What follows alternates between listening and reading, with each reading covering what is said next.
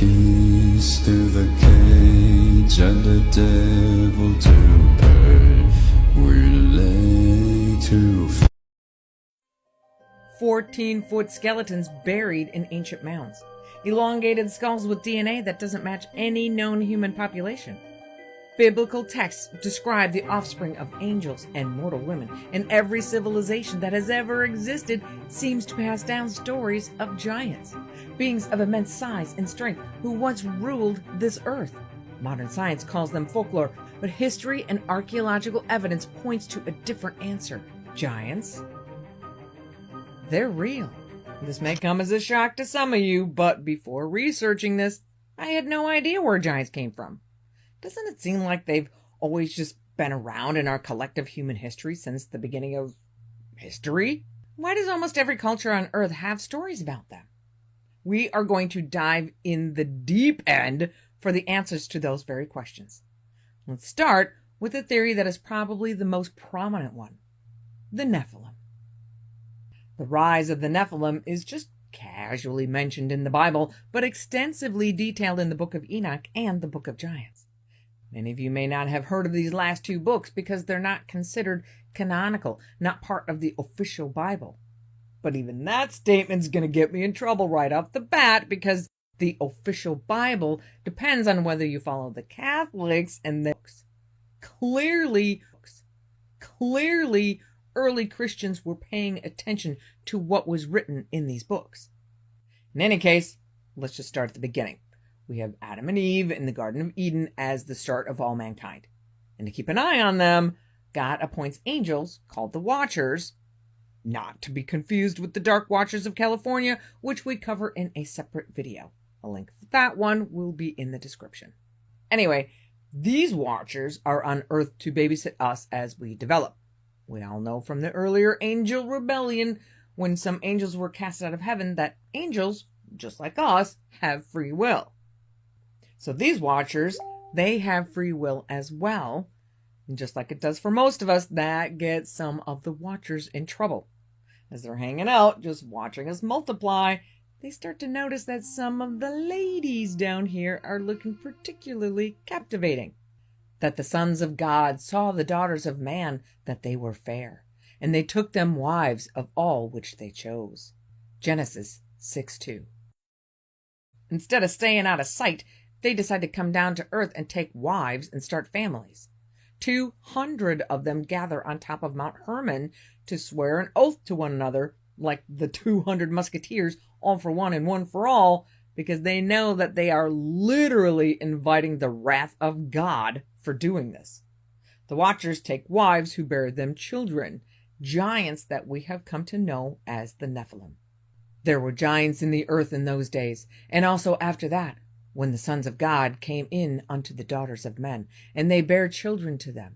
The same became mighty men which were of old, men of renown. Genesis 6:4. And they're right. God ain't happy. But God gives the Nephilim 500 years to live, and they just tear it up all over Earth. They're always hungry, and when they can't find enough animals to eat, they start eating humans.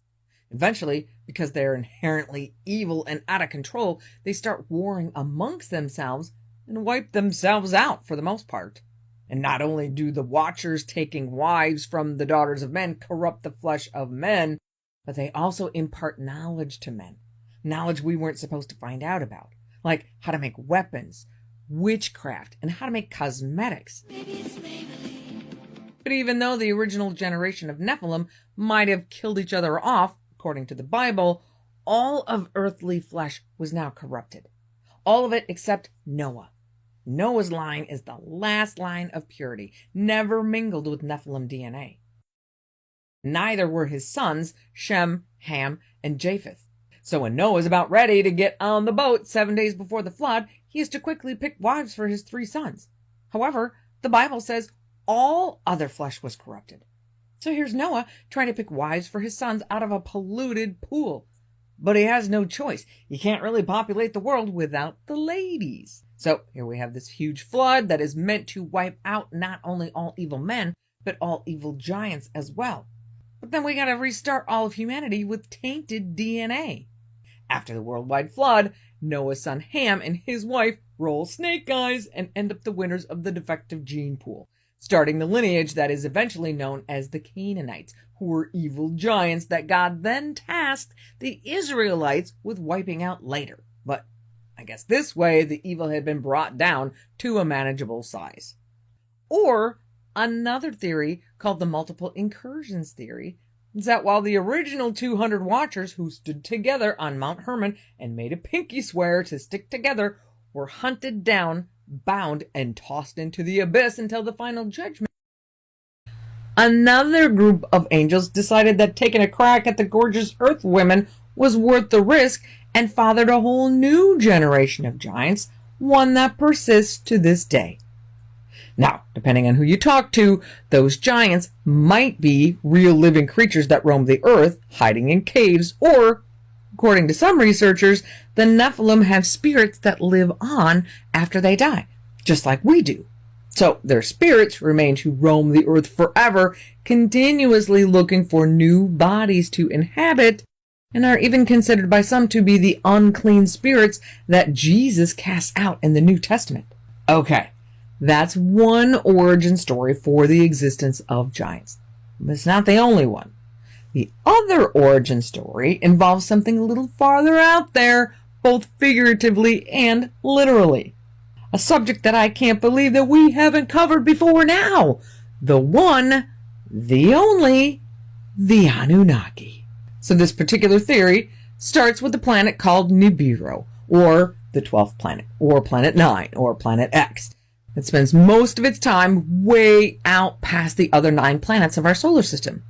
Yes, Pluto is a planet, fight me, and only swings back around every 3,600 years or so to pass through our part of the hood before heading back out to parts unknown. And 450,000 years ago, the inhabitants of Nibiru, the Anunnaki, an alien race very similar to humans with the exception of their elongated skulls and that they're 12 to 15 feet tall, they had a problem. Nibiru was an industrialized planet, but had managed to keep control of the pollution until the volcanoes erupted. Their ash and gases overwhelmed the system and, along with the failing ozone layer, began an environmental death spiral for the whole planet. The Anunnaki have a lifespan of 200,000 years, and Anu has been their leader for the last 50,000 years. Anu has 2 sons, Enlil and Enki. Enlil works with their scientists to figure out that they can save the planet if they spray microscopic gold particles into the atmosphere to reflect the sun's radiation coming through the non-existent ozone. The only problem is they don't have any gold. So they set out searching for planets who do and found Earth. They know Earth has life, but it's just a few primitive bipedal creatures who are less than half the size of the Anunnaki. So they figure if we have to, we can take them. So they send out a party of 300 Anunnaki and 600 Igigi headed to Earth with a mission of setting up a city and mining Earth's gold. The Igigi are actually a separate alien civilization that had been conquered by the Anunnaki many years earlier and made into their own personal slave force. So once they land on Earth in the area that we know today as Mesopotamia, the Anunnaki, under the rule of Anu's son, Enki, put the Igigi to work building a settlement called Eridu, giving them all of 7 days to do it. The Igigi are a little grumpy, but they get it done, and then move on to digging for that gold. And dig they did. For about 150,000 years, with ships arriving regularly to take the gold back to Nibiru. But it's not enough. They need more gold. Enki tells the Igigi, work harder. And what was terrible treatment before gets even worse in trying to get the Igigi to work harder. But the Igigi are done. Under their leader, Atrahasis, the Igigi proclaim, mine your own gold. They collapse the mines and attack the city. They lose and are quickly brought back under control, but the Igigi still refuse to go back to work. Enlil, who's like the top administrator guy, says they're treasonous, they all gotta go. But Enki, more of a science guy, says, slow down, we're not gonna kill them. I got a way better idea. Let's use the locals. They're not really smart enough right now, but if we give them a little of our DNA, I'm sure we can come up with something smart enough to work the minds, but not smart enough to ask questions. Takes a few tries to get it right, giving us a few mistakes along the way, like the Cyclops, but they managed to develop a race of hominid that we know today as Homo sapien, the first of which they name Adamu, which means first man in Sumerian. And if you haven't guessed already, how long ago did Homo sapiens enter the fossil record, according to mainstream archaeology? About 300,000 years ago, right about the time the Igigi call it quits. So, okay, problem solved. Now we have this custom-made local forest to dig for us, and the mining continues. But it turns out that human nature isn't just for humans. I don't know if it's out of boredom or because after being here 150,000 years, he's starting to get the itch to settle down and start a family or what, but Enki starts eyeing the human women and starts messing around. Big no-no. But he does it anyway, and to no one's surprise, has a son named Adapa. So Adapa, being part Anunnaki and part human, is a little smarter than the other humans. And his lineage starts asking questions. Why are we mining gold? Gold must be important. I want some of that. Beginning our preoccupation as a species with gold as a valued commodity. And Adapa's offspring are not as docile as their forefathers. They fight back. And either through violence or attrition, the new aggressive human 2.0 thrives, and the more docile human 1.0 dies out. But human 2.0 turns out to be a little too successful. They overpopulate the cities and start riots over the lack of food. Enlil, ever the administrator, tries to control the violence by thinning the population through plagues and famine. Enki intercedes on their behalf, and a deal is struck that humans would have to leave the city of Eridu, including its lush and beautiful garden named Eden, and fend for themselves in the real world. So they do, and spread themselves out all over the planet. Now, some humans retain their relationships with the Anunnaki, producing hybrid offspring that sometimes, to humans at least, are giants. Some of them are still known today, giants like Gilgamesh, Hercules, and Samson, all pretty much good guys. On the flip side, relationships with the Igigi produce giants of the not-so-nice variety, like Goliath, who are a little more ill-tempered and tend to eat humans. But that is the state of affairs for a while, until we roll around to 12 to 13,000 years ago. The Anunnaki have all the gold they need, and Nibiru is on course to swing back around for an easy pickup of any Anunnakians left on Earth. So they all pretty much say adios and thanks for all the gold, leaving humanity to fend for itself. However, the problem is that Nibiru doesn't exactly follow the same exact path every time it swings in for a visit. It varies a bit, sometimes further away, sometimes closer. And this pass is going to be a close one. So close that the gravitational pull between the two will be so strong that it's pretty much going to wreck Earth as we know it. Floods, earthquakes, you name it. Can you say Younger Dryas event? Enlil pretty much says, so what? They serve their purpose, and we have what we need. What's the issue? But Enki couldn't let the humans go so easily. Remember, he's the one who took a human wife and had human children. He kind of has a soft spot for us. Up until this point, we've been doing okay for ourselves, but we're not exactly a shining example. We're violent, rude, and pretty much a menace. So Enki proposes that one good man, Utnapishtim, his family, and a good representative sampling of all living animals be given at least a chance at survival.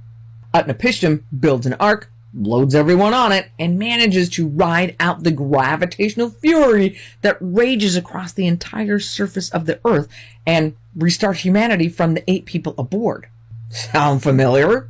And just like the Nephilim story, giants repopulate in the Anunnaki version of events the same way, either through the genetics of the flood survivors or because of another visit from the Anunnaki.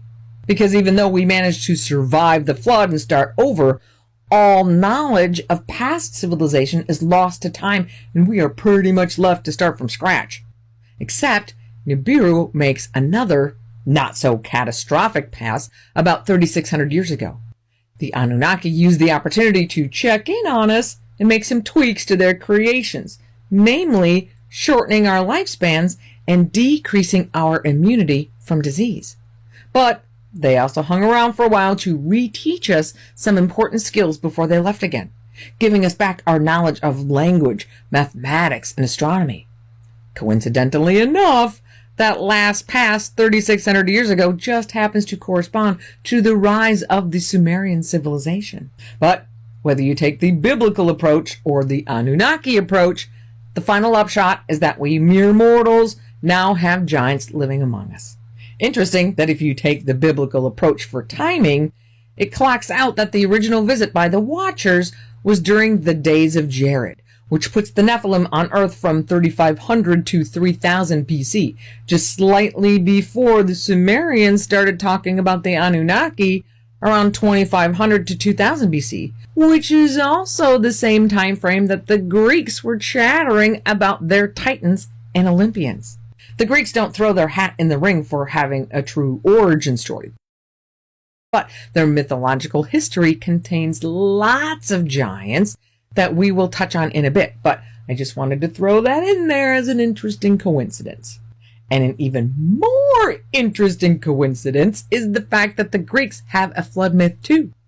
And so does everyone else. There are over 100 cultures around the world that have so-called flood myths. And if you account for regional variations, that number goes up to more like 300. And consider that these 100 or more stories come from disparate cultures all across the globe. People who are not known to have had any contact with others. China, North America, India, Africa, Australia, Polynesia, all have stories of a major flood almost wiping out humanity. And while modern academia might consider these merely myths passed down over the ages by a multi-generational game of operator, the people in those cultures consider these stories as their actual history. And even more interesting is that many of those same cultures have an origin story that includes some higher power infusing some part of their essence, like their breath or their blood, with something earthly like clay to create mankind. And to come back from my digression following this line of amazing coincidences, these same cultures all have legends of giants. Earlier, we touched on the Greeks having many stories of giants. Between the Greeks and the Romans, we have some of the most famous stories of giants. The Greeks have characters like Heracles, Perseus, Theseus, and Achilles. The Romans have Hercules, Aeneas, and Romulus and Remus. Not all giants, but all have something about them that is superhuman, and all the product of a union between a god and a human. The Bible has Goliath, Samson, and Og, whose bed was 14 feet long, all from Nephilim lineage. The Sumerians have Gilgamesh, who is actually referenced in the Book of Giants, and who is the son of the goddess Ninsun. Now, to be fair, some of these many giant myths talk about more creation-type giants. Giants that are larger than life and said to create certain aspects of the world that we live in. Like the Chinese giant Khufu, who chased the sun, died of thirst, and created China's mountains and forests. Or even closer to home, we have the hero of the Great Lakes region, Paul Bunyan, who created Minnesota's 10,000 lakes with his footprints and the hills, valleys, and the Great Lakes by wrestling with Babe, his blue ox. But today, we are talking about flesh and blood giants who walk the earth. Albania has a giant that is as tall as the pine trees with a knee-length black beard who captures men for food and women as servants. The Irish and the Celts tell tales of seafaring giants who raid other ships, enslaving entire human crews. The Aztecs had a race called the Quinametsin, who were 12-foot tall pre-human giants who built grand civilizations, but were destroyed by the gods for neglecting to worship them. The Brits have their story of Gog Magog. Not to be confused with the evil forces talked about in the Bible. This guy's a towering 12-foot giant who is said to be the last of his kind in ancient Britain. Known for his brute strength and crabby attitude, he uprooted trees to use as weapons as he roamed the land. According to legend, he was defeated by the warrior Cornelius, who threw him off a cliff, clearing the island of giants for good. The Spanish talk about the Oaniahu, 10-foot, possibly cycloptic giants with red hair who produce asexually and are feared by the fairies. Considering that the fairies of old seem to be some pretty tough and sometimes nasty little creatures, that's saying something. We have legends and stories from places like Malta and Sardinia, the Solomon Islands and Mexico. And the Native Americans? The now famous or infamous Sasquatch, also known as Bigfoot. So it's pretty obvious that we have a long history of giants in our collective consciousness. And it's my personal belief that all of these separate legends must have originated from the same story. But which one? Now, if you're leaning toward the Anunnaki side of the scale, it has to be stated that the majority of the Anunnaki version of how they came to be comes from one man, Zecharia Sitchin, who wrote the book The 12th Planet in 1976. His version of events is way different than those of establishment Sumerian researchers. He is widely criticized for his interpretation of the cuneiform scripts that make up the Sumerian text. And it's entirely possible that he made some mistakes. But what I love about this guy is that after he moved to New York in 1952 with his degree in economics, he was working for an executive at a shipping company. He taught himself to read cuneiform script as a hobby and translated thousands of tablets for fun. Who does that? But despite the establishment pushback, there are plenty of people who back up his idea of ancient astronauts and alien intervention in human development. M.J. Evans, a PhD in environmental geography and longtime colleague and contributor to Sitchin's work, agrees with his assessment of the Anunnaki and Nibiru. Eric von Daniken, most known for his book Chariots of the Gods, wrote several books advocating for the ancient astronaut theory. And author and filmmaker L.A. Marzulli takes the idea one step further, advocating for the idea that both the Anunnaki and biblical Nephilim theories are correct, that they are one in the same. And there is actually some evidence to back all of this up. In 2020, researchers at the Max Planck Institute identified a specific gene called TK on the tomb of Queen Puabi from the first dynasty of Ur. Guess what? Our dear queen has an elongated skull just like the Anunnaki. Today, her remains are kept at the Natural History Museum in London. And before his death in 2010, Zecharia Sitchin made a request to the museum that they run her DNA. The museum's response? Nope. Any request for testing would need to come from a recognized researcher with appropriate expertise. Gatekeepers! And her DNA has not been tested to this day. However, we do have evidence of elongated skulls elsewhere in the world, namely the Paraca skulls in Peru, and those have been tested. And wouldn't you know it, turns out that those skulls have genetic markers from the Middle East. Those skulls have been dated to around 800 to 100 BC, with some speculation that they could go back as far as 3000 BC. Now, it's not likely that parties from the Middle East were hanging out in Peru in 500 BC. So how did Middle Eastern DNA get into the Peruvian population?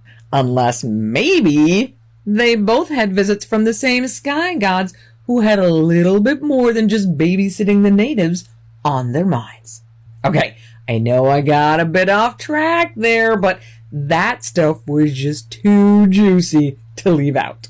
Now, I can hear some of you out there saying, how in the world can you get this far in a video about giants and not say anything about the encounters in Malta and Sardinia, Lovelock Cave, and giant skeletons everywhere? To that I say, oh ye of little faith.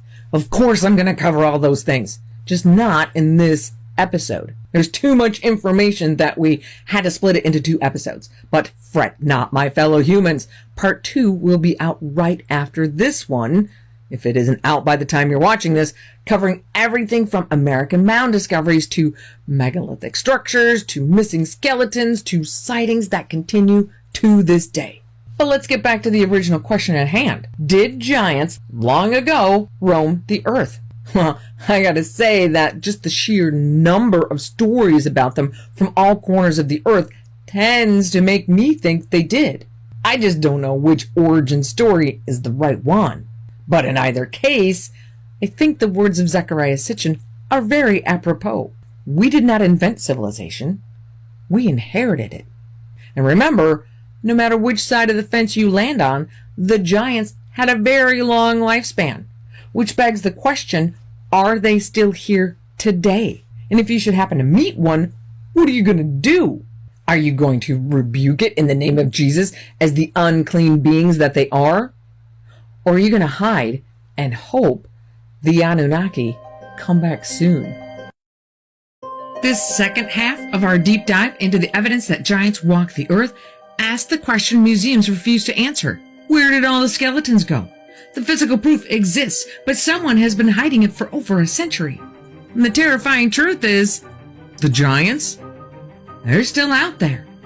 This is the second half of a 2-parter on the subject of giants.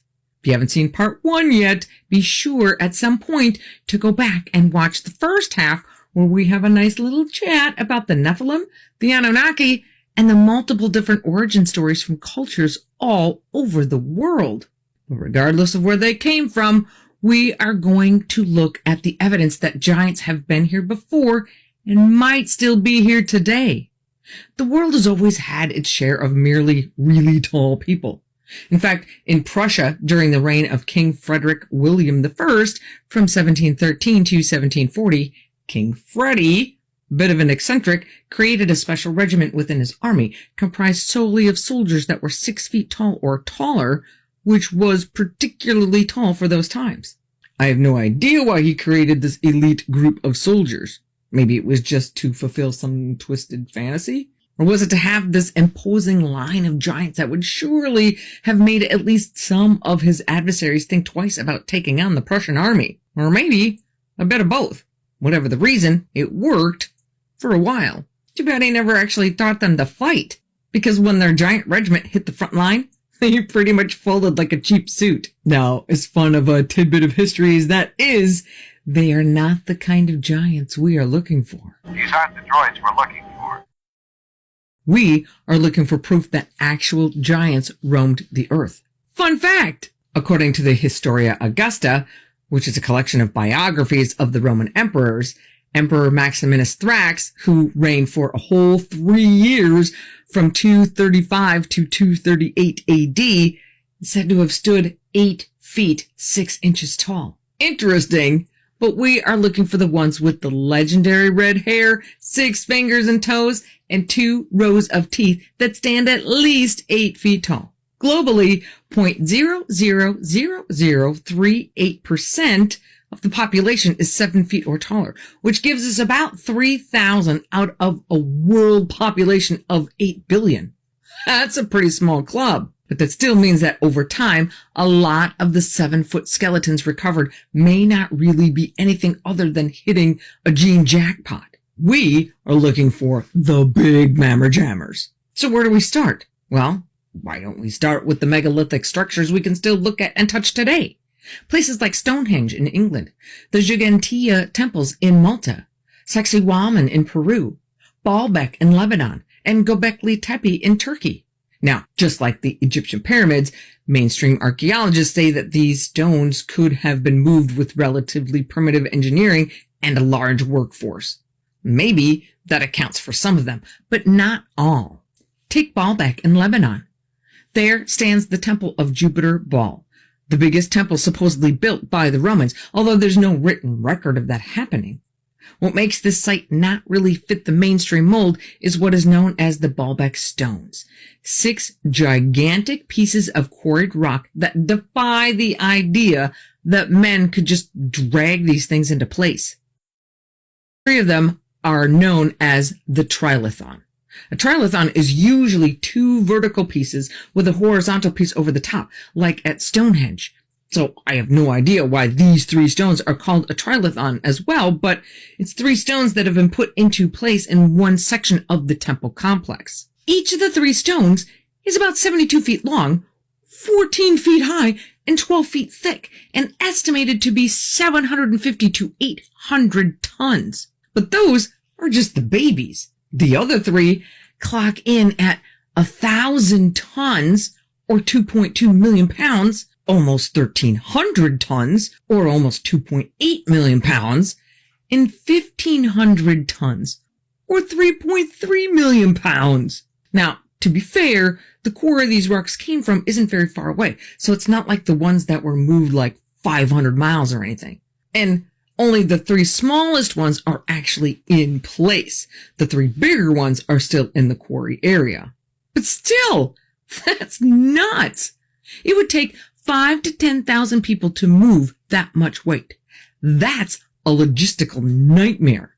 By comparison, the heaviest blocks in the Giza pyramids are only 80 tons max. Only. And we're still not 100% sure how that was done. I just don't see how blocks of this size could be maneuvered into place without high-tech machinery. But that's what we're told, that these megalithic sites were constructed by regular guys, just a whole lot of them. Fine. Except, let's look at the site of Gigantia on the Maltese island of Gozo.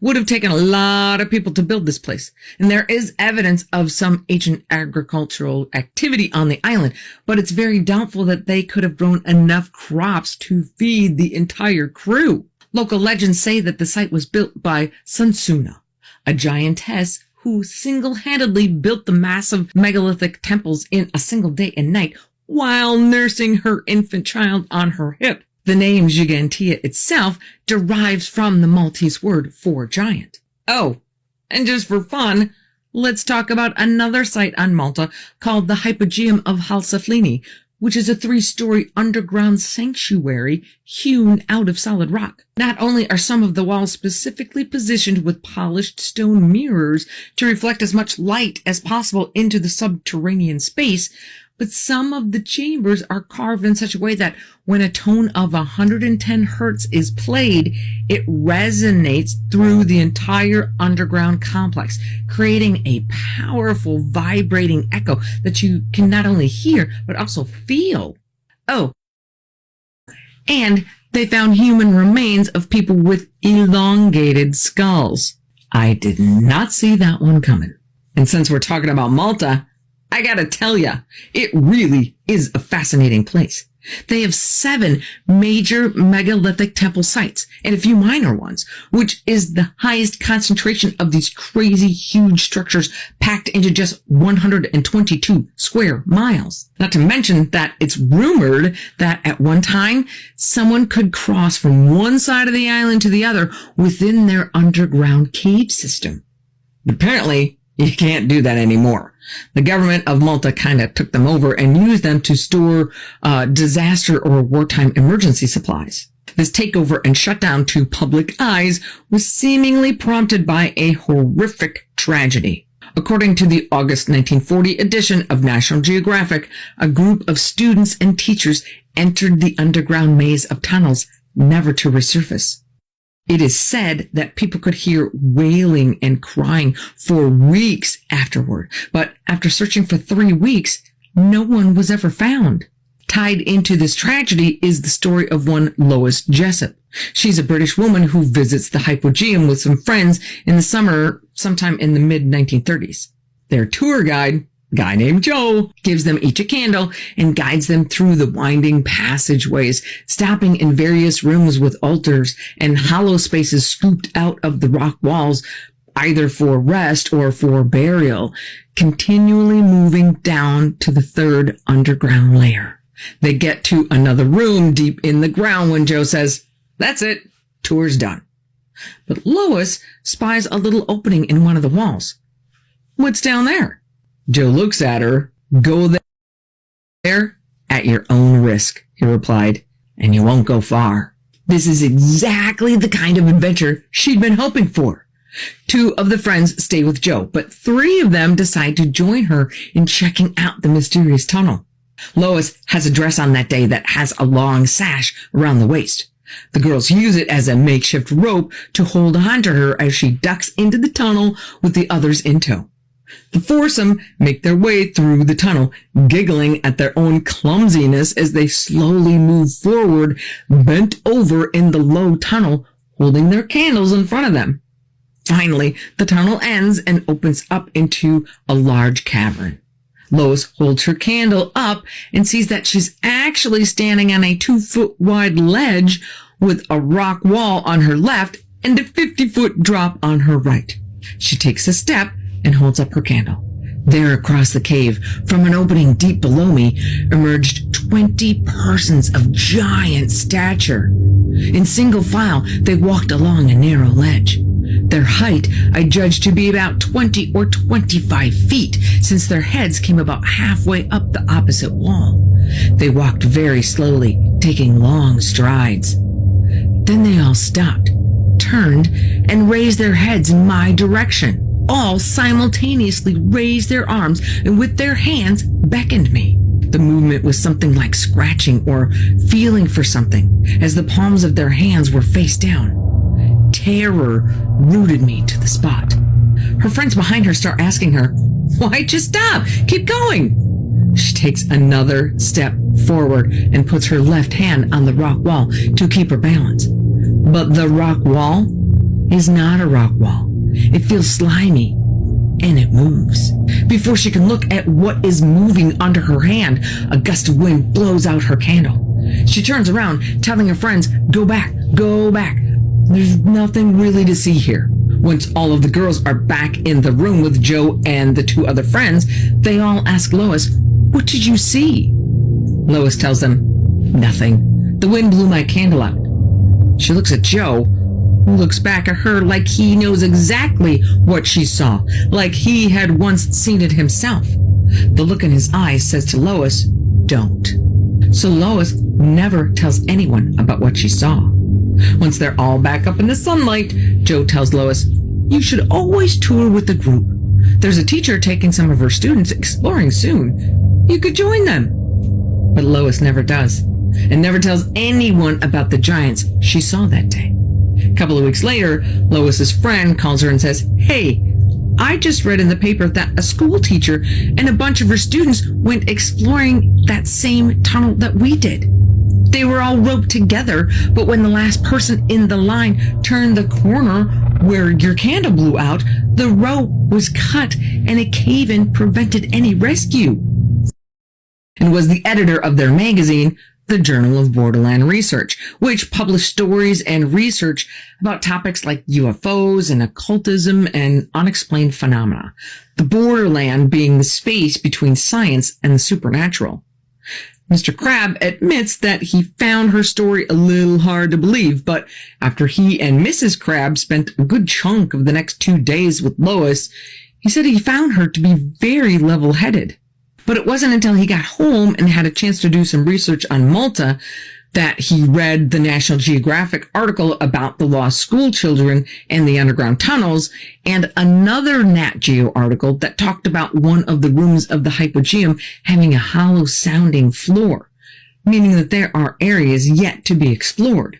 I don't know if those 2 things alone convinced him or if he found other information that backed up Lois's story, but something he found made him a believer. Because in the end, Lois was invited to share her now legendary story in the Journal of Borderland Research. Now, here's what I find interesting about all of this. Why would someone go up to a lecturer she doesn't know and start telling him about a fictional story she wrote? They wouldn't. I think this extra information from Mr. Crabbe goes a long way to proving her story is real.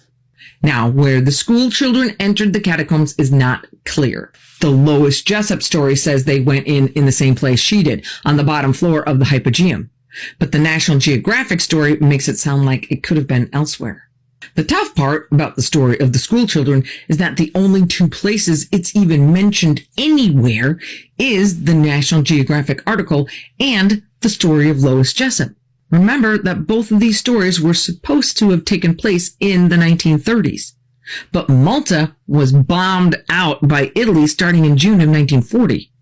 Is it possible that any evidence and a good chunk of the eyewitnesses died in those air raids? Probably. Maybe that's why we didn't hear any more about it. Here's just a tiny point of interest. Children under the age of 6 are not allowed in the hypogeum. Interesting. Why not? Is it because they are small enough to crawl through openings that adults can't? If the hypogeum is not connected to the labyrinth of other underground tunnels, why seal off sections to the public? And the cave system is actually rumored to not only transverse the entire island, but to connect to the catacombs under the Vatican. However, that is a 400-mile stretch as the crow flies, tunneling under the Tyrrhenian Sea at a depth of 12,000 feet. I don't think so. And if you stayed in the shallows and just hugged the coastline of Italy, that becomes 650 miles, and it would still require tunneling down to depths of over 1,000 feet under the water. Again, I don't think so. But just because the mainline tunnel to the Vatican may not be real, that doesn't mean the giants on Malta aren't. Anton Mifsud, an author of several books on the history of Malta, claims that his friend living on Gozo Island has dug up a 10-foot skeleton, but he hid it from authorities. Can't say I blame him. And speaking of digging up giant skeletons, let's move from Malta to a place that seemingly has them everywhere, Sardinia. Sardinia is known to some as the land of the giants. Sardinian tales describe giants as a prehistoric race arriving around 12,000 years ago. Tall beings, over 12 feet tall, who arrived either from the sky or the sea and taught locals skills like building. They're linked to nuragis, stone towers surrounded by fortresses. There's over 7,000 of these things on the island, and they are found nowhere else on Earth. Legend says these were the homes of the giants. But some would say it's not just legend. In his second podcast with Michael Knowles, during their discussion of giants, author and researcher Timothy Alberino tells the following story told to him by the eyewitness.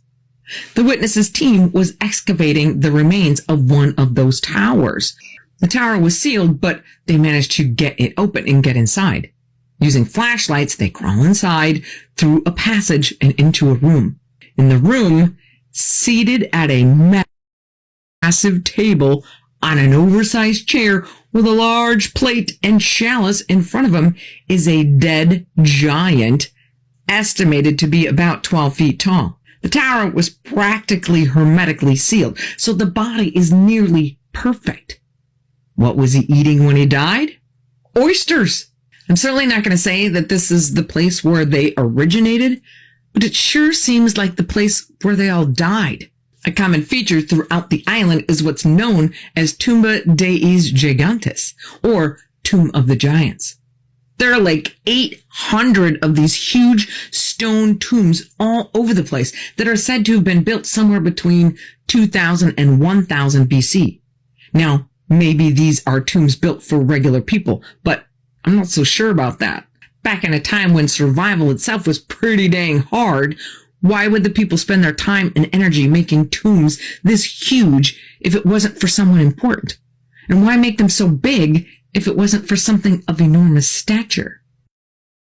According to Alberino, it's not a very well-kept secret that farmers have been discovering giant remains in their fields for years. And it's said that archaeologists have uncovered countless giant skeletons that are whisked away by the universities that are sponsoring them, never to be seen again. But funny how the truth keeps leaking out. I found one article from the World News dated less than a year ago, talking about archaeologists in Sardinia finding skeletons of unusually large size, with femurs measuring more than 1.5 meters in length. That's almost 5 feet. The average human male femur tops out at about 20 inches, not even 2 feet. Here's my favorite part. Later in the same article, they state, some theories suggest that the large skeletons could belong to individuals of great stature, but not necessarily giants like those described in the legends. A 5-foot femur makes this guy between 15 and 20 feet tall. How is that not a right and proper giant? But Sardinia is, by far, not the only place with evidence of right and proper giants. Let's jump over to Peru. The Spanish, under Francisco Pizarro, hit the shores of Peru in 1532 and had pretty much conquered the entire country by 1535. In their quest to convert the entire population to Catholicism, soldiers roamed the countryside both with Catholic missionaries and with chroniclers to document the entire process. One such scribe, Pedro Cieza de Leon, in his book Chronicles of Peru from 1553, documented indigenous accounts of giant remains found along Peru's coast, particularly near Santa Elena, which is in modern-day Ecuador. Locals described unearthing skeletons up to 12 feet tall with large skulls and robust bones, believed to be the remnants of a pre-Inca race of giants. These were tied to myths of a violent, tall people destroyed by divine forces. Another chronicler, Agustin de Zarate, heard the same stories in his travels around 1543, mentioning oversized bones that locals revered as ancestral giants. However, these remains reportedly crumbled or were lost after being sent to Spain for study, leaving no physical evidence. Now, what these Spanish Catholic conversion teams would do is go from indigenous village to indigenous village and destroy whatever statues or temples or altars the locals had, to destroy whatever god or gods, whatever thing that they were worshiping. But the Spanish were nothing if not meticulous in their record keeping. They kind of had to be, because anything of value that's found is confiscated, with 20% of it going back to the King of Spain. Going back to that podcast with Timothy Alberino, it is a great podcast, definitely worth a listen. He talks about records that survive to this day of one of these teams entering a village. They don't readily see any altars or obvious statues, so they ask the elders, where are the gods that you worship? The elders say, in the cave. So the priests and representatives of the Spanish crown go into the cave. The first thing that they see are bodies lying on the ground, presumably sacrifices to the gods. They keep going, and they find what the villagers are worshiping. There in front of them are 3 gigantic corpses sitting in chairs dressed in the traditional garb of the indigenous people. The record states that these bodies are 6 times the size of a normal man. What did they do with said giants? They had the bodies removed from the cave and burned in the village. If you're leaning toward that story being folklore, just know that it comes right out of the same documents that we use to give us the entire history of the conquest of Peru. And those same documents show that this story is not an isolated incident. Not to mention that Peru is also the location of Sacsayhuaman, an Incan fortress near Cusco, built around 1400 AD, made with massive blocks estimated to be 1 to 200 tons each, the second biggest megalith blocks after those in Baalbek. They are precisely fitted, like a perfect jigsaw puzzle. Could this have been constructed by humans? Maybe, but would have been a whole lot easier for giants. Now, let's take a wander to areas a little closer to home for most of us, the United States. We may be kind of the new kids on the block as far as civilization goes, but there are records of giants being discovered everywhere here in the States. There are only about 1,000 newspaper reports from the 18 and 1900s about discoveries of giant skeletons, usually found inside burial mounds. The eastern side of the U.S. has more than its fair share of these mounds, and a ton of those 1,000 reports come from that part of the country. Too many to go into, but let's take a quick gander at the top 5. At number 5, we have the Serpent Mound area of Ohio. Skeletons 7 to 9 feet tall, and some sources say there were even taller ones that mysteriously disappeared. Number 4 is Lake Delavan, Wisconsin. In 1912, the New York Times reported on 18 skeletons, several over 9 feet, with elongated skulls. Number 3 is Maple Creek, Wisconsin. In 1897, the New York Times reported a 9-foot skeleton with double rows of teeth. Number 2 is the Cahokia, Arkansas mounds around the 1800s. Skeletons up to 10 feet tall with 5-foot legs were reported in local papers and the Scientific American magazine. But the winner chicken dinner is West Hickory, Pennsylvania. In 1870, the Oil City Times ran a story of an 18-foot skeleton with unusual anatomic features, like double rows of teeth, that was reportedly unearthed during oil field work. It was said to be armored and handed over to the Smithsonian. That's more than a little sus. In fact, all of the remains from these top 5 sites have been lost. Coincidence? Doubtful.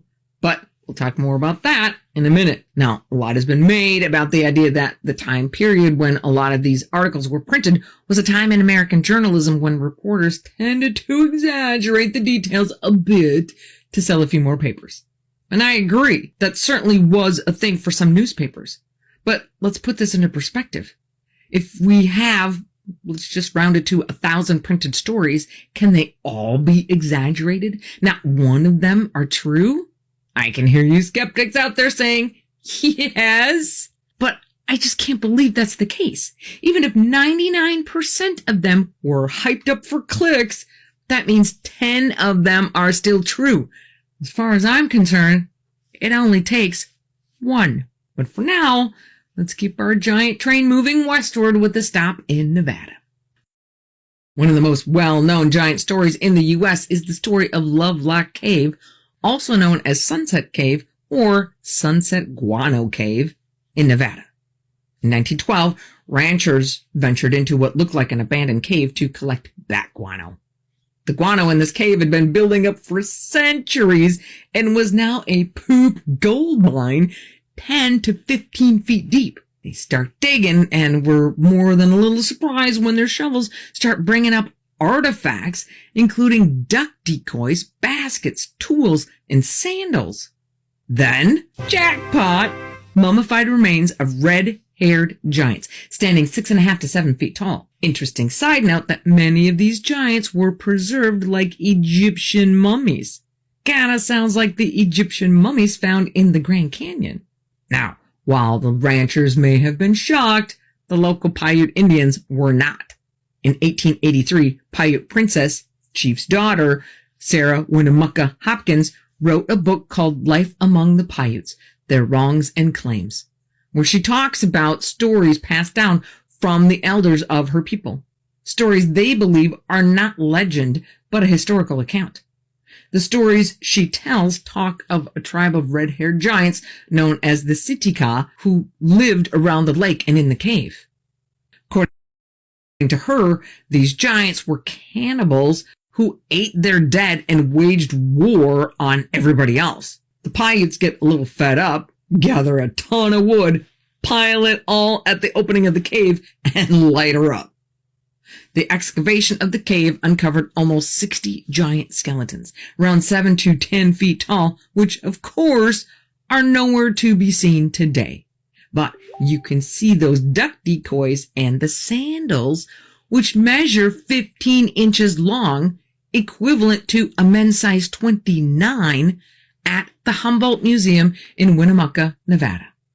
And Sarah Winnemucca Hopkins, the chief's daughter who wrote the book, she actually claimed to have a dress made with some of the red hair of the Sitika giant sewn into it.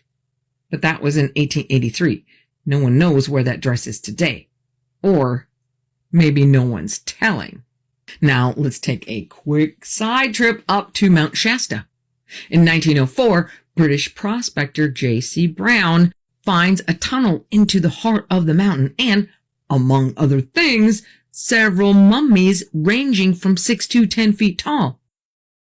Now, let's swing back down to Southern California, Catalina Island to be exact. Some of you may be familiar with the excavations of Ralph Glidden from 1919 to 1928. Ralph was an amateur archaeologist who uncovered several large skeletons ranging from 7 to 9 feet tall.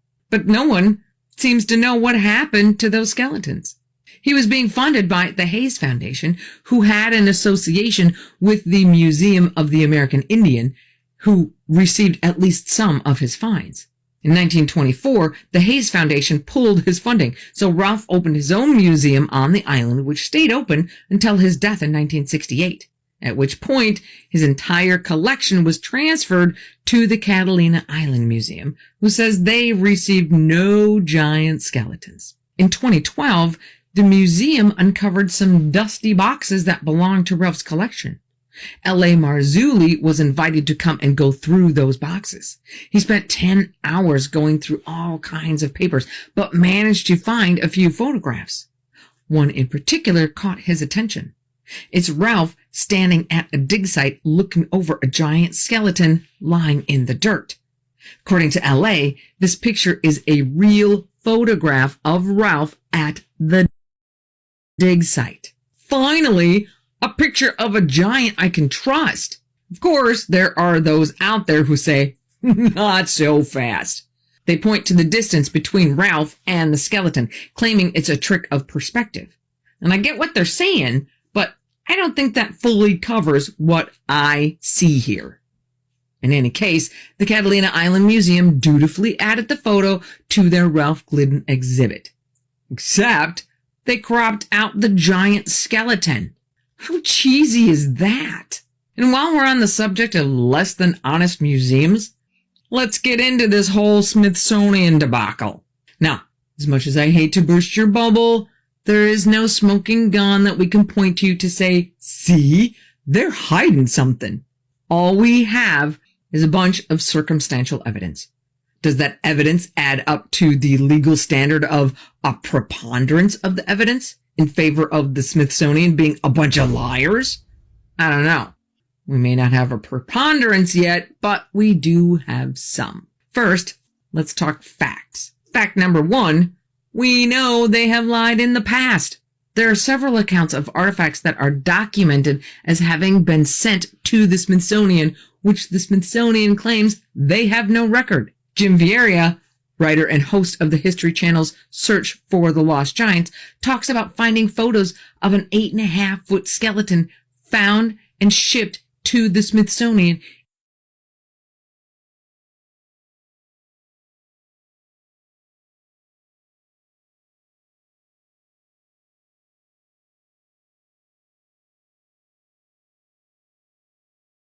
They never wanted you to know this. While most people live trapped in the third dimension, chasing money, status, and approval, as a small group has already learned to operate in a state where time and space are no longer barriers. You, without realizing it, already tap into this frequency from time to time, but you have been conditioned to ignore it. This knowledge has circulated in restricted circles for decades, used to accumulate power, shape events, and attract opportunities. Meanwhile, you have been trained to believe that everything depends on struggle, sacrifice, and waiting. Every day, trapped in that logic is another day, and your energy feeds systems that survive on your distraction. Now, there is a chance to break this pattern and access the real mechanism of reality creation, the one that turns intention into event and desire into fact. But this window will not remain open forever. Those who do not adjust their frequency now will remain stuck in the old machine. The decision is in front of you.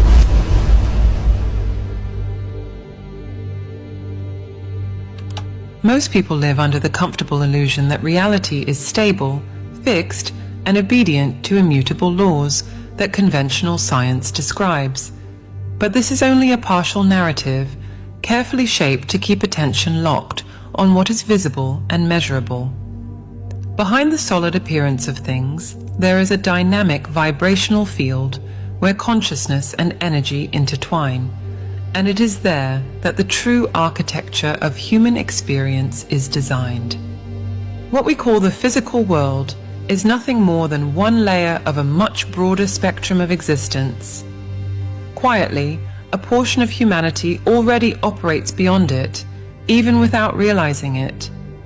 The transition underway is not political, nor is it technological in the superficial sense. It is a mutation in the very way of perceiving and interacting with reality, the passage from the third to the fifth dimension. This is not about moving to another planet or crossing celestial portals, although some traditions use that symbolic language. It is a leap in the quality of consciousness, a shift in the vibrational state that radically changes how events, relationships, and circumstances manifest. The fifth dimension is not a separate territory in space. It coexists right now in the same place you are, just like multiple radio frequencies coexist in the air. What changes is the tuning.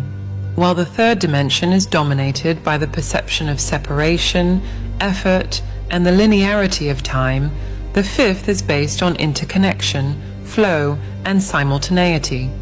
This means that the job you imagine, the house you visualize, and the relationship you desire do not need to be pursued as distant targets.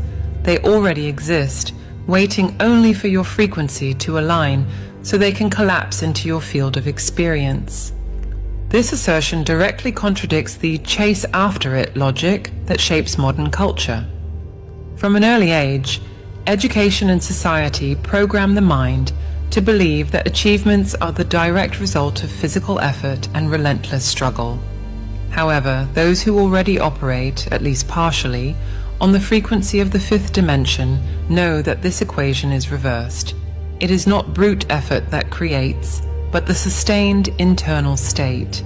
It is the coherent vibrational field, charged with clear intention, that magnetizes people, circumstances, and opportunities. Science still hesitates to state this openly, but studies on heart coherence, electromagnetic fields, and neuroplasticity already leave cracks for this understanding to seep in. The interest in this subject is growing because, for many, the signs of this transition are already tangible. Some notice coincidences, multiplying to the point of defying statistics, meaningful encounters happening at perfect moments, or a sense that something is coordinating events with invisible precision. Others report subtle physical changes, greater sensitivity to environments and people, a periodic need for isolation to rebalance, or even an inner shift that makes it hard to sustain old conversations and habits. All of this can be interpreted as symptoms of a vibrational realignment that has already begun. This is not mere mystical speculation. Modern interpreters of ancient spiritual principles, such as Neville Goddard, have shown that the human imagination is the creative power in action, operating behind the scenes of reality. His thesis, that feeling is the secret, converges with the fifth dimensional experience. By feeling the desired reality as if it is already real, consciousness reconfigures the energy field and collapses space-time, attracting the corresponding scenario.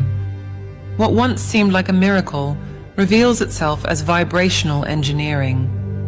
This is not a process reserved for isolated monks or rare visionaries.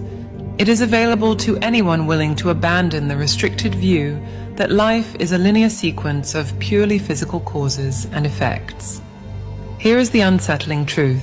This change is already happening on a collective scale, whether you are aware of it or not. Ignoring it does not stop it. It only delays your conscious participation in it. In the course of this exploration, we will uncover the mechanisms of this transition, the concrete signs that you are already living, at least partially, in the fifth dimension, and the ways to stabilize this frequency until it stops being the exception and becomes the norm. To understand the scope of this dimensional transition, it is necessary to first deconstruct what is meant by dimension outside of the limited vocabulary of school-level physics. Common sense tends to reduce the idea to spatial coordinates, such as length, width, and height, plus time. While this definition is useful for measuring objects and calculating trajectories, it is insufficient to explain realities that can be perceived by those who enter expanded states of consciousness. In spiritual and esoteric contexts, dimension is not a physical address, but a vibrational pattern of existence, a state of consciousness that determines the quality of the reality that is perceived. The third dimension, which dominates the daily experience of most people, is characterized by a perception of separation between the observer and the observed, by a linear time that appears to move in a single direction, and by a constant need for effort to maintain or to achieve anything. This is the dimension where matter is perceived as solid, physical laws are taken as absolute, and identity is shaped by the ego and by external narratives. Here, a person's value is often measured by the ability to compete and to accumulate. The fifth dimension, on the other hand, operates under completely different parameters. In it, the notion of separation dissolves.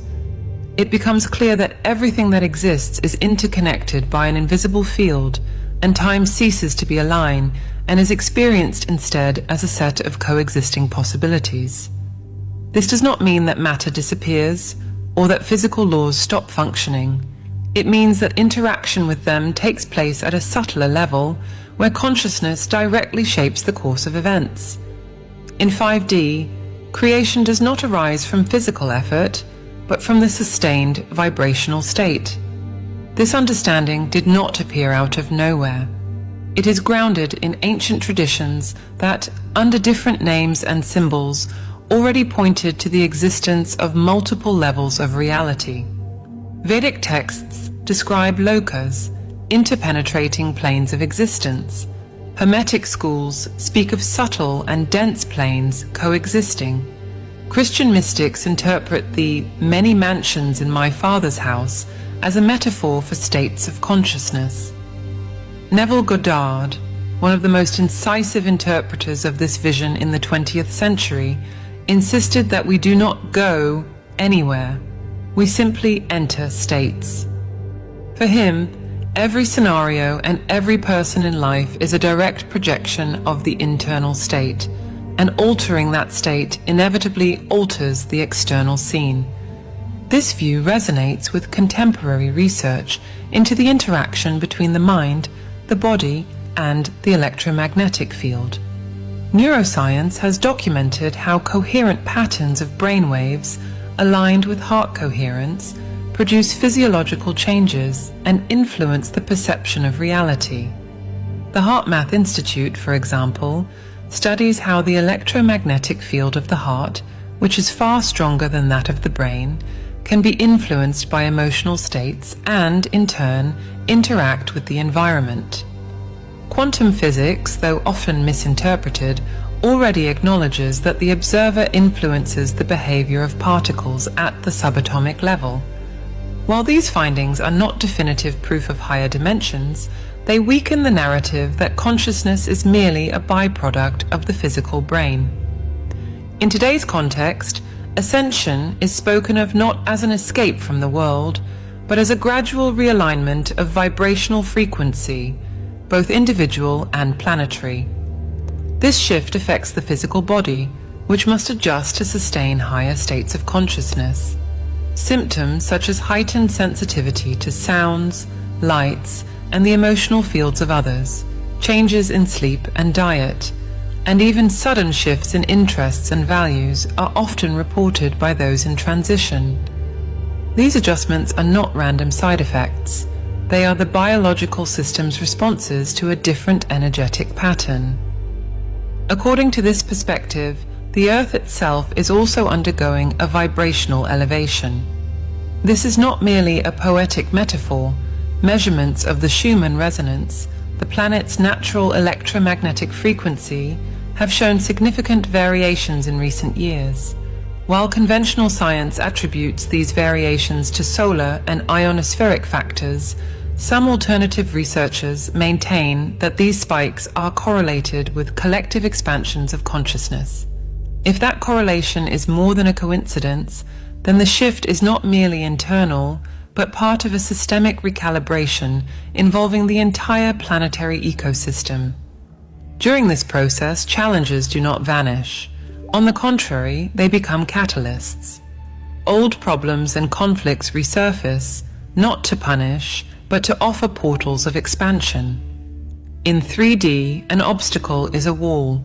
In 5D, it is a door, and passing through it requires dissolving attachment to drama and to the victim narrative. This is one of the most destabilizing aspects for those beginning to awaken, realizing that blame does not lie with others or with circumstances, but with the internal state that sustains them.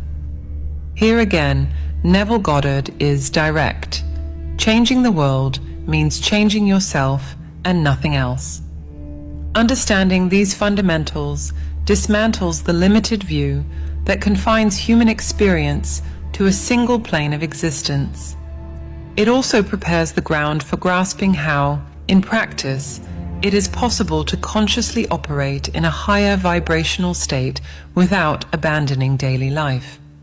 From here, it becomes inevitable to examine how this principle translates into practice and how it changes the fundamental logic by which reality organizes itself.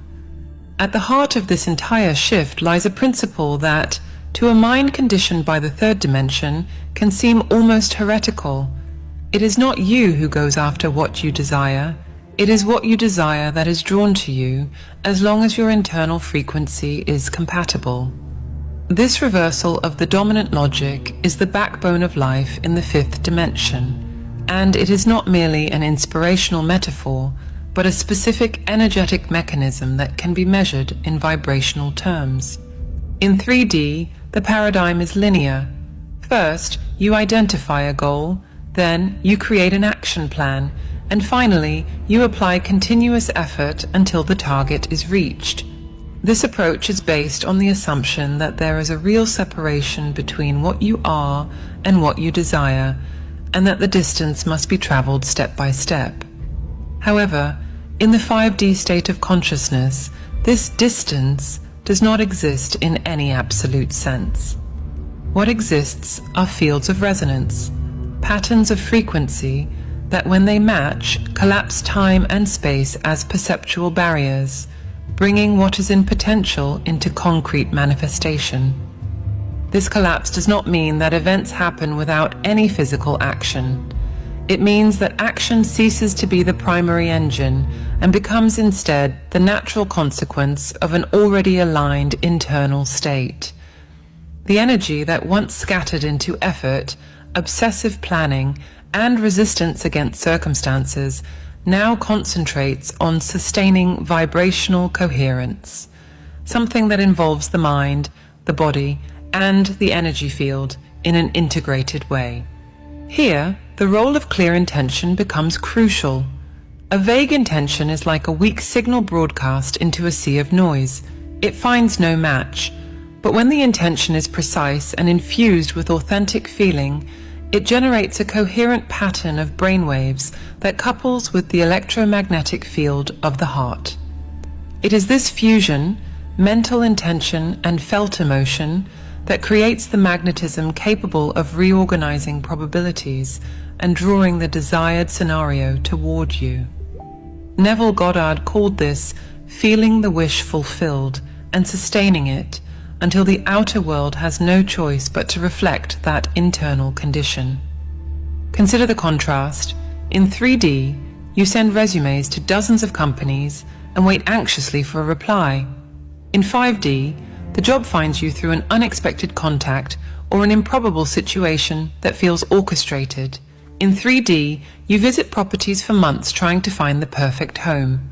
In 5D, the opportunity appears after you have stopped searching but have kept alive the feeling of living in your ideal space. This difference is not a coincidence or luck.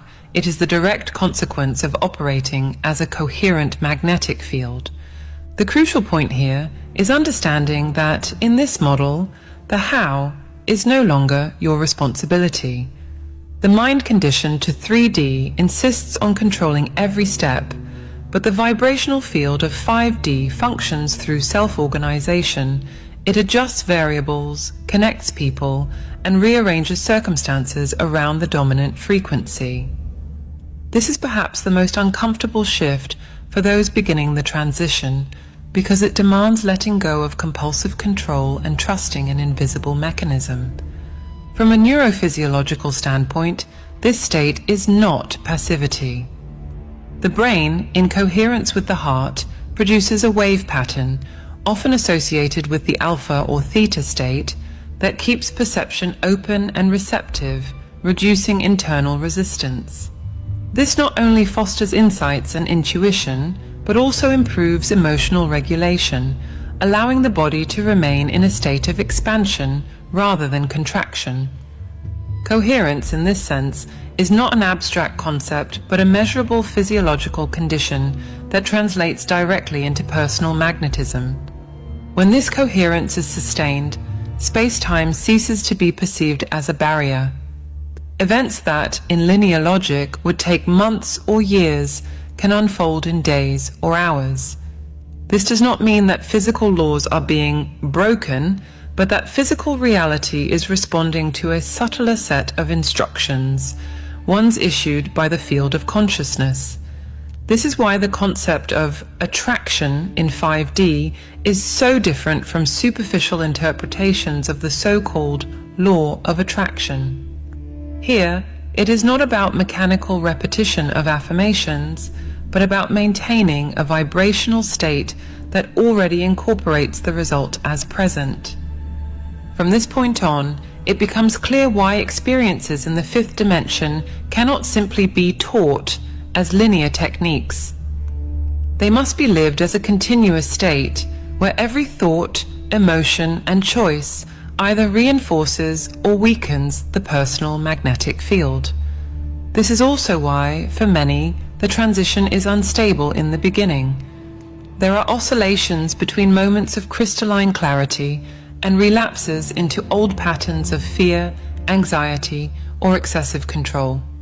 Understanding the core concept, therefore, is more than memorizing a theory.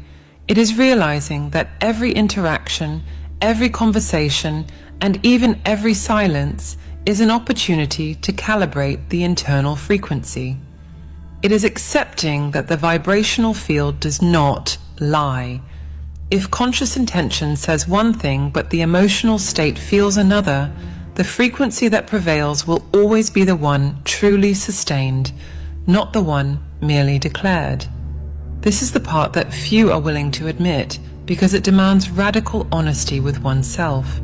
This understanding not only supports, but also connects all the other aspects of this transition, functioning as the invisible axis around which everything else is organized. If the core concept of the fifth dimension is the reversal from the logic of pursuit to the logic of magnetic attraction, then the practical aspects of this shift reveal themselves through profound transformations, both internal and in external interactions. And these are not merely subtle changes noticeable only to a trained eye. For those who experience them, they are unmistakable and often impossible to ignore. The first sign is the restructuring of the energetic system. This process is not limited to the subjective realm of feeling something. It produces concrete effects on the physical body, the mind, and even on cellular memory. It is as if every cell receives an update command, releasing old data that is no longer compatible with the new vibrational operating system. Traumas, stresses, and emotional patterns, whether inherited or developed since childhood, begin to surface, not to punish or to reopen wounds, but to be dissolved. At this stage, many people notice an acceleration. Emotional cycles that once took years to understand and integrate now reveal themselves and resolve in a matter of weeks or even days. This internal clearing exposes the second key aspect, an increase in vibrational sensitivity. Suddenly, it becomes impossible to ignore the density of certain environments or the dissonance in someone's words. Perception penetrates the surface and picks up the true intention behind actions. this is not about mind reading. It is about reading energy fields, something that, in the fifth dimension, is as natural as recognizing tone of voice or body language in 3D. However, this sensitivity is not optional. It requires discernment and constant energetic hygiene, because prolonged exposure to misaligned environments quickly drains the personal field. With this heightened perception, relationships go through an inevitable realignment. The fifth dimension exposes and dissolves social masks with uncomfortable precision. Dynamics that were sustained by manipulation, emotional dependence, or the silent game of savior and victim stop being tolerable. Simply holding on to a false role becomes energetically exhausting. This is why many people naturally drift away from old friends, family members, or partners, not due to explicit conflict, but because the frequencies no longer match. Here emerges a liberating understanding: you cannot save anyone. Each person chooses, at the soul level, the experiences they will go through and the pace at which they will make their own changes. Interfering in this process, no matter how well-intentioned it seems, wastes energy and paradoxically can delay the other person's growth. This realization dismantles the 3D mentality, which often rests on the idea of fixing or rescuing others. In 5D, love expresses itself more as presence and respect for each person's divine timing than as compulsive intervention. This understanding resonates with Neville Goddard's view that the other is always you projected. If every encounter is a reflection of your internal state, then trying to change someone without changing yourself is like trying to adjust the image in a mirror by moving only the reflection. This perspective transforms the dynamics of human connections. By raising your own frequency, you naturally attract people who reflect that new state, and inversely, those who do not resonate with it simply drift away. The fourth notable aspect is the transformation of the emotional body. As memories and old patterns are cleared, the emotional body stops reacting impulsively to external triggers. This does not mean apathy, it means stability.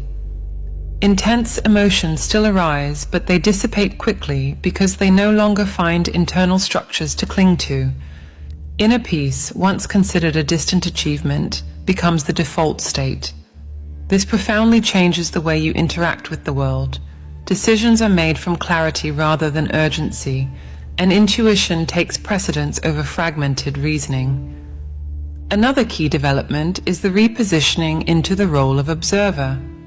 Instead of being pulled into three-dimensional drama, consciousness creates an inner space between stimulus and response. This distance is where higher consciousness can act, illuminating choices that might otherwise go unnoticed. The ability to observe without judgment and to act without being contaminated by the energy of the problem is a turning point. It prevents attention from being hijacked by conflict and keeps the vibrational field stable, which is essential for remaining in the 5D frequency. This observer stance also drastically affects the field of action. It becomes clear that certain urgencies are not real, but are distractions projected by systems that feed on scattered attention. By recognizing this, you begin to protect your field with rigor, choosing carefully where and with whom to invest energy. Inevitably, this leads to changes in professional paths, social circles, and even geographical location. The final point that links all the others is the cascading effect of internal coherence. Each internal vibrational adjustment produces external rearrangements that often happen so synchronistically that they seem like statistical improbabilities. A chance meeting that solves a long-standing problem, an opportunity that appears without direct effort, a situation that seemed blocked suddenly unlocking almost automatically. In the 3D logic, this is interpreted as coincidence or luck. In 5D, it is simply the natural mechanics of an aligned field.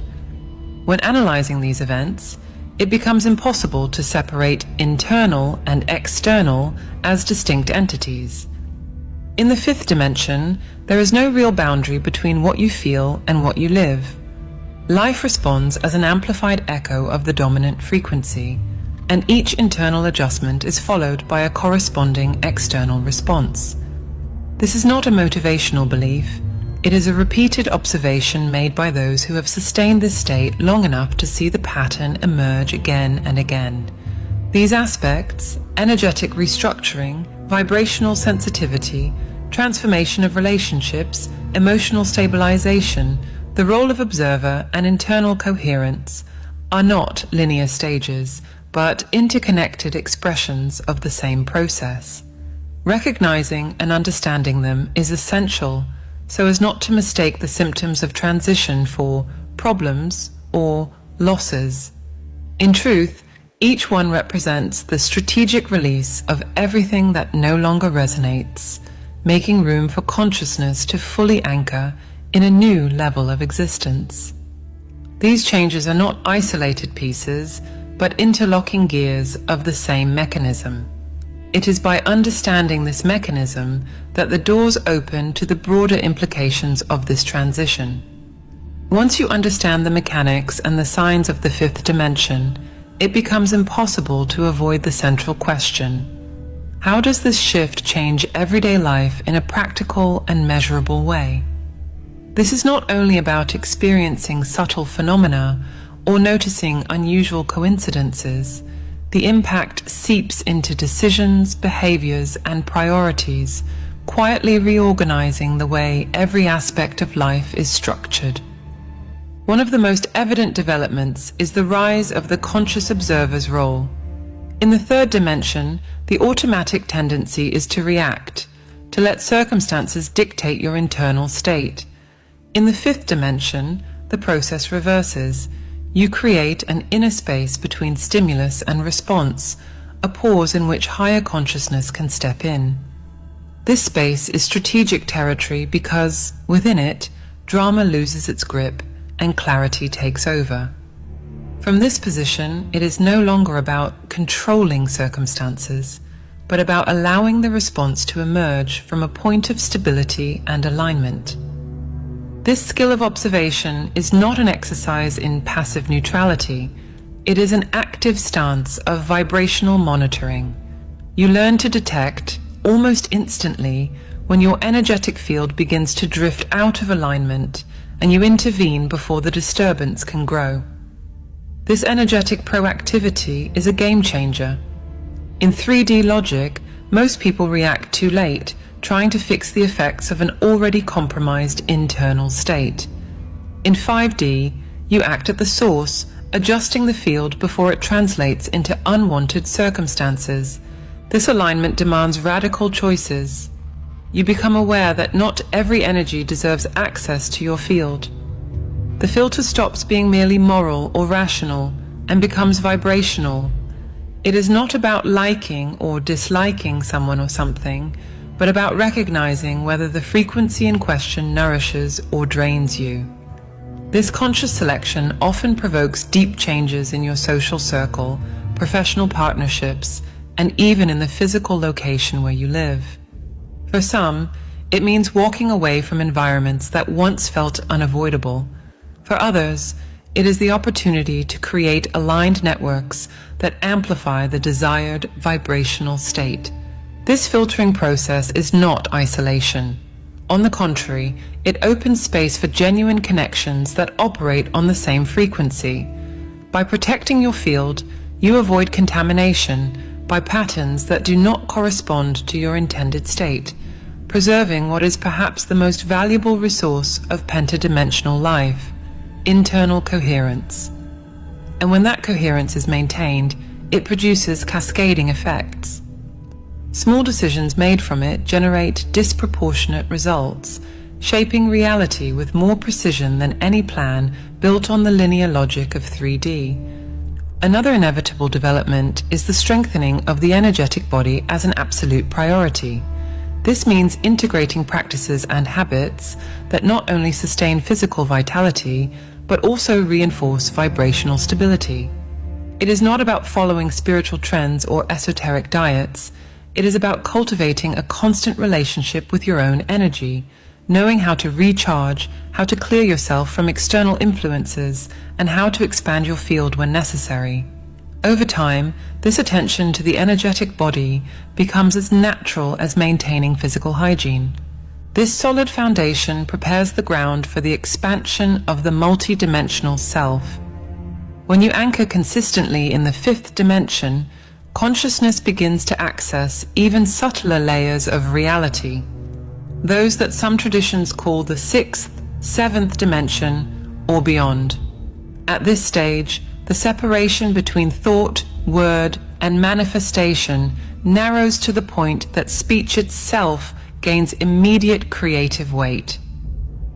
Statements charged with clarity and certainty begin to generate perceptible effects without the delay characteristic of 3D.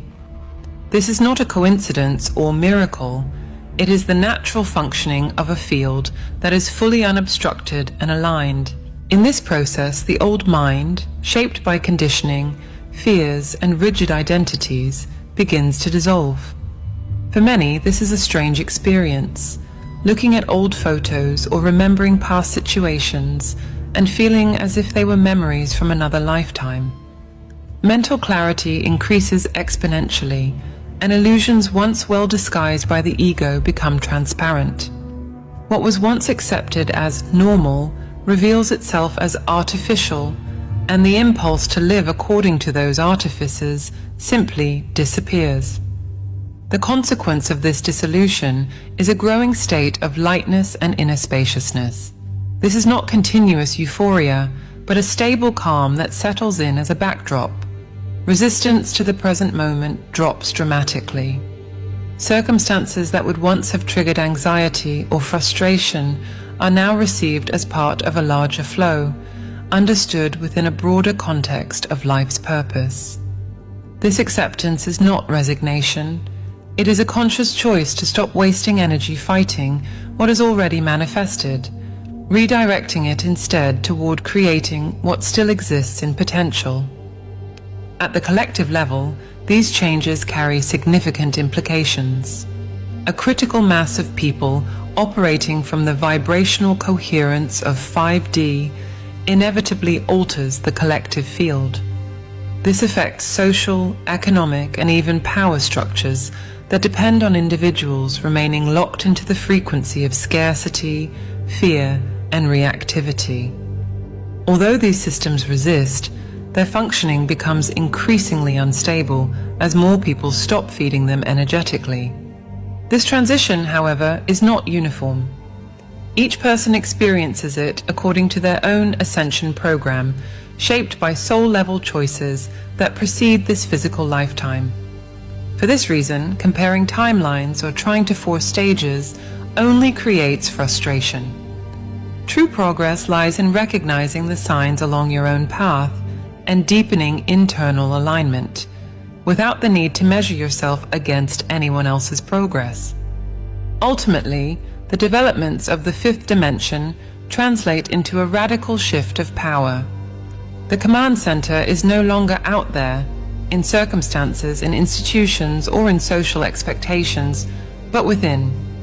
Life stops being a continuous reaction to external stimuli and becomes a conscious, creative act in which every thought, emotion, and action is a deliberate choice rather than an automatic response.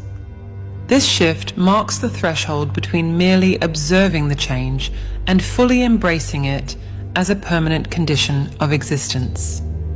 After exploring the fundamentals, the core concept, and the implications of the fifth dimension, it becomes clear that this transition is not a remote hypothesis. It is an active process already underway that does not depend on individual belief in order to exist. What determines its intensity for each person is only the degree of awareness with which they choose to live it. This realization is uncomfortable because it dismantles the most common excuse, the idea that one day the conditions will be ideal for living fully in this state. The moment is always now, and postponing it is, in practice, deciding to remain oscillating between frequencies. All of the narrative converges on a central point. Reality is shaped by vibrational states, and this is not an exception or a privilege of the few. The difference between the three-dimensional and the five-dimensional experience lies in the clarity with which this law is perceived and applied. To live in 5D is to accept that every external event is the consequence of an internal configuration, and that there are no shortcuts to changing the scenery without adjusting the source. This recognition confronts the logic inherited from 3D, which places physical effort and linear control as the main engines of achievement. The logic of 5D relegates them to the role of final extensions of something that began in the vibrational field. And this reversal requires more than intellectual understanding. It demands the willingness to sustain internal states that do not yet have visible correspondence in the outer world, keeping them stable until alignment is translated into form. When that stability is reached, the relationship with the physical world changes entirely. Work, relationships, the body, and circumstances stop being seen as causes of the internal state and are recognized instead as effects. This dissolves the need to chase or to convince and shifts attention to the continuous calibration of one's own field, the most strategic action available. On an individual level, this shift implies radical responsibility. With no room to transfer blame, each person sees themselves as the origin of their own experience. On a collective level, it opens the way for larger transformations. As a growing number of individuals sustain vibrational coherence, patterns based on fear and scarcity begin to lose support. This is not an instant collapse, but a gradual draining of systems that depend on unconscious adherence in order to exist. Knowing this, however, is not the same as living anchored in that state. Stability in the fifth dimension requires practice, discipline, and the deliberate use of resources that help maintain coherence, even in the face of external stimuli that pull downward. The inevitable question then arises: if it is already possible to experience moments of clarity and spontaneous creation, what prevents those moments from becoming permanent? The answer points to a simple yet demanding core. You must regularly create the internal space where mental and emotional turbulence dissolves, allowing the creative intelligence to operate without distortion. This space is not conceptual, it is experience that naturally draws in what already exists in potential. It is to interrupt the cycle of reactivity and to assume the silent command of creation. This is the training that turns flashes of connection into a predominant state, allowing the frequency of the fifth dimension to become the fixed base of daily experience. Every change begins with understanding your role as a co-creator, and the only way to connect with this divine intelligence is through meditation. We have developed a set of audio tools to help you access this higher state of consciousness. To learn more and to gain immediate access, click the link on the screen or in the comments. If this video resonated with you, write in the comments, "It made sense to me." The choice is always in the frequency you decide to sustain, and it is that choice maintained consistently that transforms knowledge into lived reality. Saudações, filhos da Via Láctea. Aqui fala o almirante Zarkon, da Frota Escapolar. Estivemos em silêncio por algum tempo e sei que muitos sentiram a ausência de nossas mensagens. Esse silêncio não foi abandono, foi uma necessidade estratégica, um movimento de segurança galáctica diante de acontecimentos que exigiram nossa total atenção. Hoje, retorno para lhes dizer: a espera terminou. O silêncio se encerra e o despertar já está em curso. Os governos da Terra estão se reunindo em segredo, preparando-se para uma grande assembleia que mudará o curso dos acontecimentos em vosso mundo. Ao mesmo tempo, a NASA oculta informações sobre o enigma conhecido como 3 e Atlas, um ponto crucial que conecta o destino da humanidade às forças estelares. Saibam, não estão sozinhos. Tanto a frota escápula quanto a Federação Galáctica já se movem.